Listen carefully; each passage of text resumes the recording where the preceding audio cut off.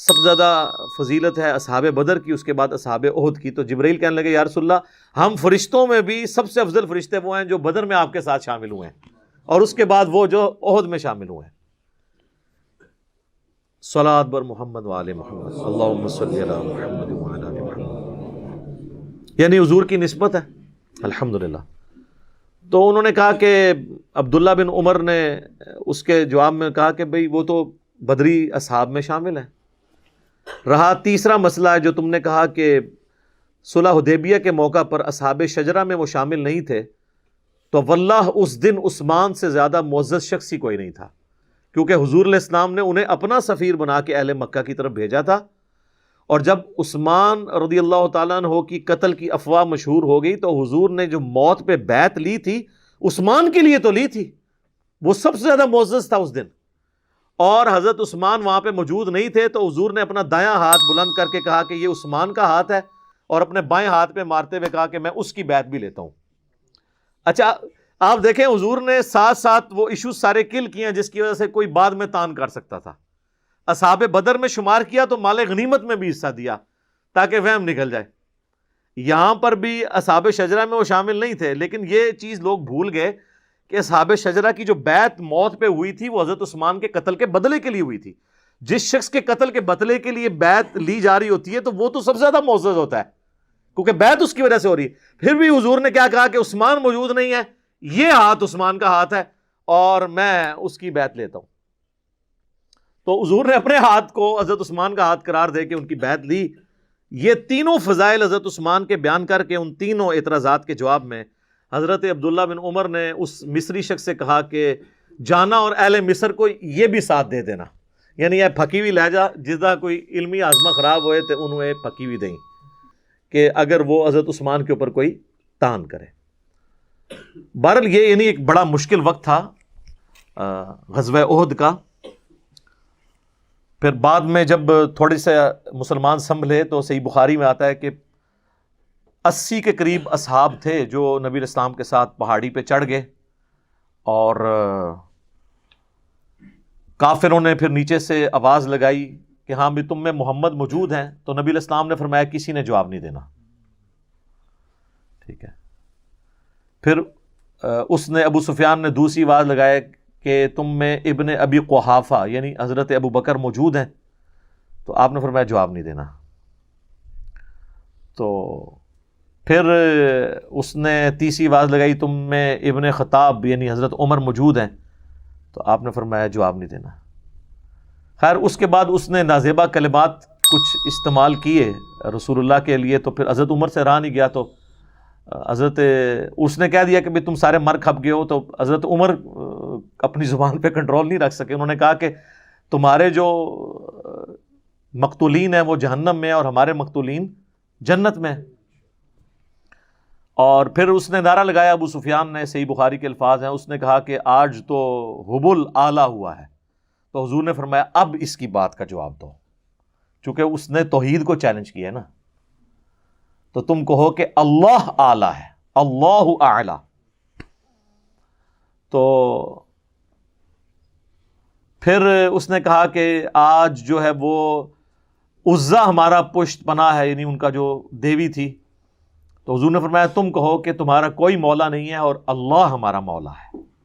یعنی توحید کے اوپر جب کلام ہوا تو نبی علیہ السلام نے کہا اس کا جواب دو، جب آپ کی اپنی ذات کے اوپر ہوا تو آپ نے اس سے صرف نظر کیا۔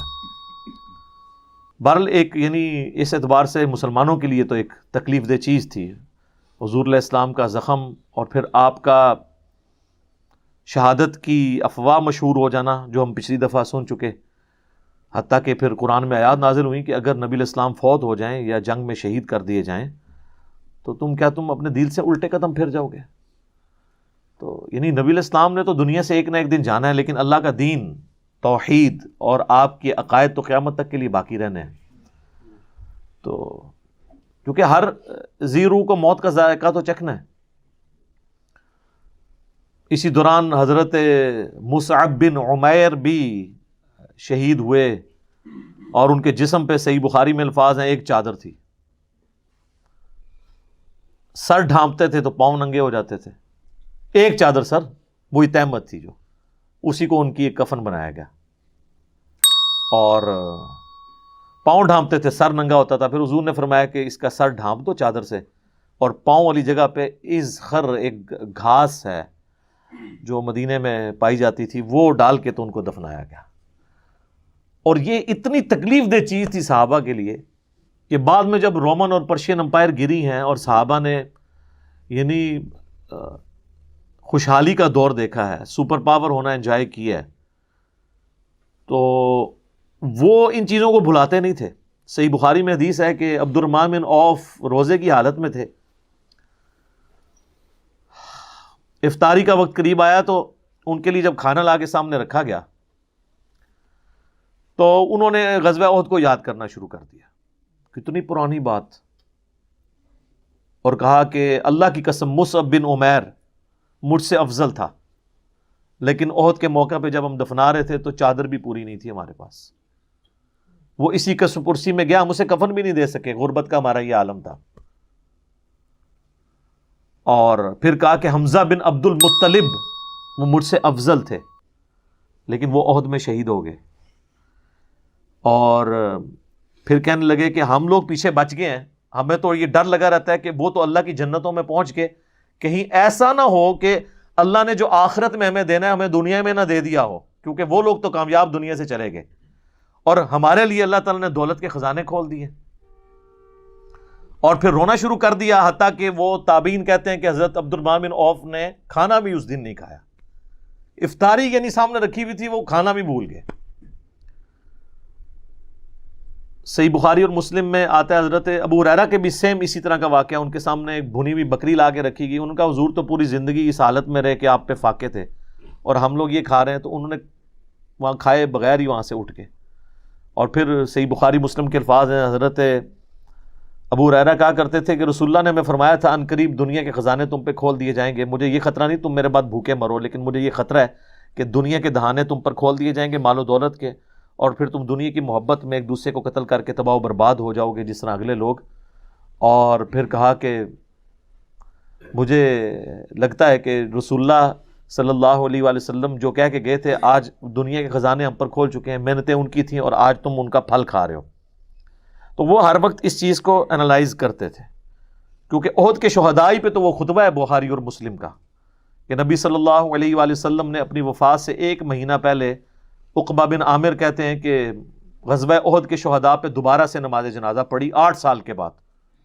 3 ہجری میں غزوہ احد ہوا تھا، اور آپ نے اپنا ممبر جو ہے نا وہ وہاں پہ لگوایا، قبرستان کے اندر ممبر لگوایا. یعنی چونکہ آپ کا الوداعی خطاب تھا تو آپ نے یعنی بڑی، اب یہ حجۃ الوداع کے بھی بعد کا واقعہ ہے، یعنی وفات سے 1 مہینہ پہلے، بخاری مسلم کے الفاظ ہیں. اور عقبہ بن عامر کہتے ہیں یہ میں نے آخری دفعہ حضور کی زیارت کی تھی ممبر پہ، اس کے بعد آپ فوت ہو گئے. تو آپ نے فرمایا کہ لوگوں میں تمہارا پیش رو ہوں، ان قریب تمہیں مر کے اپنے رب کے حضور پیش ہونا ہے. مجھے اپنے بعد تم سے یہ ڈر نہیں ہے کہ تم بھوکے مرنے لگو یا تم شرک کے اندر مبتلا ہو جاؤ. یعنی مجھے کانفیڈنس ہے کہ میں نے جتنی تمہاری تربیت کی ہے نا، اب تم توحید نہیں چھوڑو گے. البتہ مجھے ڈر ہے کہ تم دنیا کی محبت میں پڑ جاؤ گے اور اس کی وجہ سے ایک دوسرے کو قتل کرو گے، اور پھر تم بھی اسی طریقے سے تباہ و برباد ہو جاؤ گے جس طرح اگلے لوگ تباہ و برباد ہو گئے. تو یہی ہوا. آپ دیکھ لیں جنگ جمل صفین نہروان جو ہے وہ آپ کے سامنے ایک واضح چیز موجود ہے اس حوالے سے.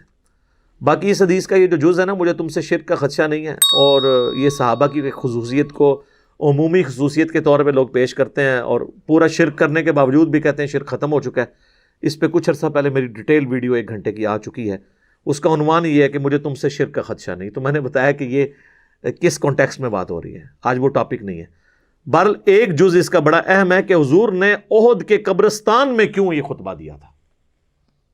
اس کی کئی ایک وجوہات تھی. نمبر 1، احد کے قبرستان میں وہ لوگ دفن تھے جنہوں نے اسلام کا گولڈن پیریڈ نہیں دیکھا تھا، اسلام کی قربانیوں کا وقت دیکھا تھا، اور ان کی قربانیوں کی وجہ سے مستقبل میں مسلمانوں نے سپر پاور بننا تھا.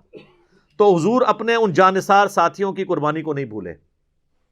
نمبر 2، احد کے میدان میں اگرچہ رسول اللہ موجود تھے، پھر بھی نبی علیہ السلام کی نافرمانی کرنے کے سبب اللہ نے فتح کو شکست میں بدل دیا تھا. دنیا کی محبت کی وجہ سے جو مال غنیمت سمیٹنا شروع ہو گئے. تو اس میں یہ بھی اشارہ تھا کہ دنیا کی سے آپ نے بے رغبتی اختیار کرنی ہے. اور نمبر 3، رسول اللہ صلی اللہ علیہ وآلہ وسلم اپنی وفات سے پہلے جو اللہ نے آپ کو غیبی خبر دی تھی کہ آپ کے بعد یہ ہوگا، آپ اپنی امت کو متنبع کرنا چاہتے تھے کہ میرا کام یہ ہے، میں اس لیول تک بھی تمہیں سمجھا کے چلا جاؤں کہ تم یہ کام نہ کرنا. امت نے تو خیر پھر بھی کیا، ظاہر ہے کہ امت میں تو یہ خرابیاں آنی تھی، ظاہر ہے آخرت کا دن بھی اللہ نے رکھا ہوا ہے، لیکن حضور نے اپنا فرض ادا کیا. جس طرح نبی علیہ السلام نے فرمایا کہ بندے کے کفر اور اسلام کے درمیان فرق نماز ہے، تو آپ یہی کہہ سکتے تھے نا.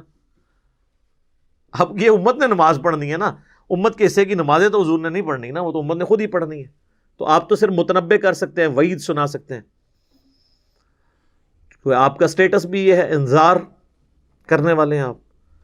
تو آپ صلی اللہ علیہ وآلہ وسلم نے غزوہ احد کے میدان کے اندر یہ خطبہ دیا، اور آپ نے فرمایا کہ میں تمہارا پیش رو ہوں، میں آگے آگے جا رہا ہوں، میں دیکھتا ہوں کہ تم میرے بعد پھر کیا کرتے ہو. بس پھر جو کچھ بعد میں ہوا اور آج تک امت کر رہی ہے وہ آپ کے سامنے ہے. بار دنیا کی محبت اس امت کا ایک فتنہ ہے. جامعہ ترمذی میں حدیث ہے، ہر امت کا کوئی نہ کوئی فتنہ ہے، میری امت کا فتنہ مال ہے. تو غزوہ احد کے ساتھ بڑی یادیں وابستہ تھی مسلمانوں کی. اچھا، لوگ بعد میں قادسیہ اور یرموک کو تو یاد کرتے ہیں اس اعتبار سے کہ ظاہر ہے کہ وہ ایک بڑی جنگیں تھی. رومن امپائر کے خلاف فیصلہ کن جنگ یرموک تھی 636 عیسوی کے اندر. آج چل رہی ہے 2020 عیسوی، اور اسی سال اینڈ میں نومبر دسمبر کے مہینے میں جنگ قادسیہ ہوئی تھی جو پرشین امپائر کے خلاف تھی. تو دونوں سپر پاورز ان جنگوں میں گر گئیں. لیکن مزے کی بات آپ دیکھیں، لوگ ان جنگوں کو تو یاد کرتے ہیں، لیکن اس چیز کو کیوں بھلا دیتے ہیں کہ ان جنگوں تک پہنچنے کے لیے جو ایفرٹس تھیں وہ تو بدر و احد کے اندر ہوئی ہوئی ہیں نا. اگر بدر، احد، خندق اور صلح حدیبیہ اور فتح مکہ اور غزوہ حنین نہ ہوئے ہوتے تو مسلمانوں کی امپائر کبھی بھی عرب کی سرزمین سے باہر نہیں نکل سکتی تھی. انہی جنگوں کی وجہ سے مسلمانوں کی دھاک عرب کے لوگوں پہ بیٹھی اور وہ لوگ گروہ در گروہ دین میں داخل ہوئے، اور پھر بعد میں انہوں نے وقت کی سپر پاورز کو الٹا. لہذا قادسیہ اور یرموک تو لوگوں کو نظر آتی ہیں، لیکن اصل میں بنیادیں جو ہیں اس کی وہ بدر و احد ہیں. تو نبی علیہ السلام نے اسی وقت، یعنی آپ کو تو ظاہر پتہ تھا کہ آپ کی امت نے کہاں تک اس دعوت کو لے کے جانا ہے، تو آپ ہر چیز کھول کھول کر بیان کر کے جا رہے تھے کہ بعد میں جب فزیکلی دنیا کی دولت تمہیں ملے گی تو کہیں تم اس فتنے میں مبتلا نہ ہو جانا. اور پھر کئی لوگ پھر مبتلا بھی ہو گئے. یہ ایک تلخ حقیقت ہے. آج آپ بیٹھ کے جو ہے وہ لاکھ کہہ سکتے ہیں تیرے ہوتے جنم لیا ہوتا. ٹھیک ہے جی، میں اس سے کہنا رفع دین پھر بھی نہیں سی تو کرنا، تو جنم بھی لے لینا اس زمانے 'چ.